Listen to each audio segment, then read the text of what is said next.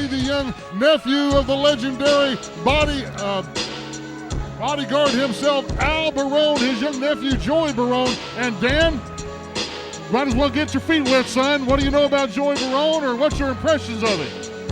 Well, this young man right here, I know that he is the nephew of Al Barone, the great Al Barone, and I see a future for this young man. What about you? Well, so far, King and I, the King was very excited about the fact that Joey left his sunglasses over here one night. Kenny thought it was a gift to him, and then, of course, Joey came and picked him back up, and Kenny almost went down and took out a warrant for it. They weren't yours, Boland. Well, it was Indian given as far as I'm concerned. It looked like a gift to me. Come back, took him back. Ladies and gentlemen, the opening contest at OVW Surviving the Still is set for one fall. Introducing first from Little Italy in New York City, weighing in at 187 pounds, Joey Barone.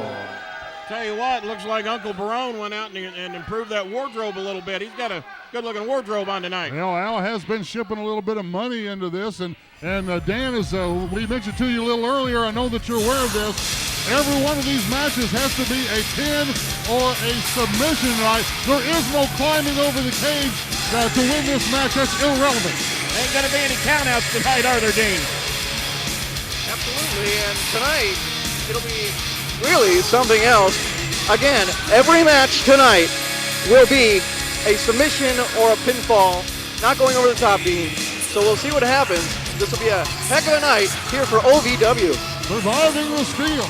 And his opponent from Roanoke, Virginia, weighing in at 165 pounds, he is Fang! The Fangster, pound for pound, one of the biggest men here in OVW. I mean, what a heart this young man has. Dan took a little time off last fall, has a brand new baby boy. Not you, Dan. I'm talking about Fang. I hope not. I hope not. You're sitting there in shock and awe that thing in there could actually reproduce, aren't you? Freaking you out, I can tell by the look in your eyes. Young J.R. Young calling for the bell, and there you have it. We're starting it off here with some of the middleweights, Joey Barone against Fang. What's freaking you out more, the fact that he did reproduce or that he actually found a female to reproduce with? Class act here, a little handshake to start things off. What's the matter with Barone? There's no need for that nonsense. Let's just get in here and get to it. Shaking hands. Collar and elbow lock up between the two. Dan, get your feet wet, son. Take it. All right, here we go. And we'll have a heck of a matchup here. The collar and elbow tie, and breaks him down. And these futures of these two young men here, I see Zombly right here. And here we go again, the two.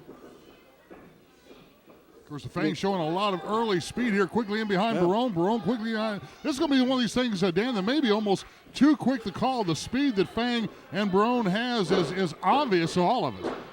Absolutely. We're going to see a lot of high flying probably. Well, I'm sure Dan, the man, Shinnick here is in a little bit of a shock and awe right now. He's sitting out here, not only with you, Dean Hill, but a big television star like Kenny Boland. He might be a big shot on the ABC affiliate in Cleveland, and he might have been a big shot out in California. He is. But have you ever been to a place like this, sitting next to Kenny the Star Maker Boland, Dean Hill, in the Davis Arena, and every match on the card tonight, a steel cage match? Have you ever seen or even heard anything like that? And that's exactly what I was going to say. Every match tonight in a steel cage, every match, I've never been to a wrestling event before where every match was inside of a steel cage. So I think we're all in for a treat. Surviving the Steel, of course, sponsored and presented this evening by Liberty Tax Service. It is that time of year to Boland hates this time of year. Tax forms out here making me a little nervous. We got the like Liberty the Liberty costume person over there. That's I saw one of those applications back in 1984, but I didn't care for seeing it then. If you know anybody from the IRS, Dan, you can probably get a hey. few points by pointing out where Dan on the tax A and back to the match A. A quick cover there, Joey Barone with that headlock put the Fangster down. Don't be worried about my tax problems. Let's worry about these two guys in the ring and who's going to get the winner's purse tonight. That's where your tax form ought to be going. Of course, a couple of our OVW faithful that won the opportunity to be in the Pizza Zone and enjoying a pizza from the Pizza Place, a proud sponsor of OVW, one of the best pizzas in the city of Louisville. As you see Joey Barone and Fang back up to a vertical base, and these two young OVW superstars working their way in. All the finger lock. Looks like we're going to have the show of strength there, Dan. Oh! And, wow. And let me ask you a question. Is Kenny familiar with the Pizza Place? Kenny is familiar with basically every restaurant in the city of Louisville, and many of them can see him coming. I'm a welcome guest at 23 restaurants in this city, and I don't have to pay a nickel. Well, thank you for that. I didn't say you could come with me. Joey Barone kept his shoulders off the mat there with that bridge, and right now the show of strength going backwards, and Fang is pulling the same move out of his repertoire back into the bridge as well. Every match tonight here in the steel cage, and we have got a lot of them, buddy, including the heavyweight title on the line a little later on when Moose is going to be here. And might as well remind everybody right now that maybe getting this through ovwrestling.com or whether or not you've gotten the DVD already out. Retribution on Sunday, February the 28th, 2010. That's right, Daniel. We're in 2010 already. 2009 flew by.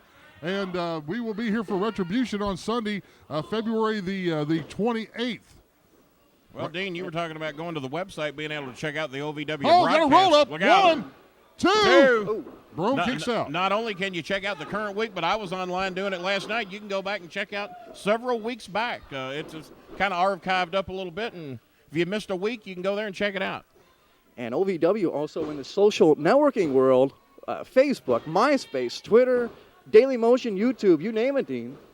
We're on there. Oh, I'm huge on all those things. And I would have to go out and buy a computer, so I have no clue. I call my grandson CJ, and he puts me on all this. You are not a tweeter? Oh! Been called a twit a time or two, but maybe not a Twitter. Well. Match starting to heat up a little bit here. Barone's starting to realize it's time to for Uncle Joey's money to be spent properly. Steal. That's trouble. Barone in midair. That's rolls trouble. him up. 1, 2. Oh, he got him. He got him. Ladies and gentlemen, the winner of this contest, Fang! Thanks to the early winner here over Joey Barone. And Kenny, Dan, you got to know that Uncle Al is not going to be a happy camper. Uncle Al's going to be upset. Mr.